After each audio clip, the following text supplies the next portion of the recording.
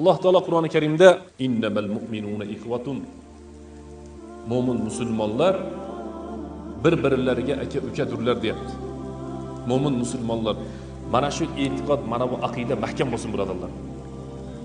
Musulmonga nisbatan nazar solayotgan vaqtimizda, musulmonga nisbatan qarayotgan vaqtimizda, mana shu meni akam, qarindoshim emas, lekin qarindoshimdan ham yaqinroq degan e'tiqod bizda bo'lsin birodarlar.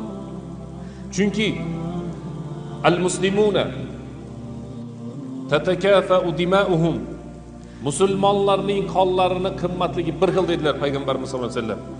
Hatto fiqh kitoblarida eng boy odam bilan eng kambag'al odamga ijro qilinish kerak bo'lsa, mayli kambag'allarning ikkittasini o'ldirib qo'yaveringlar, boylarni o'ldirmay qo'yaveringlar deyilsa, yo'q deydi.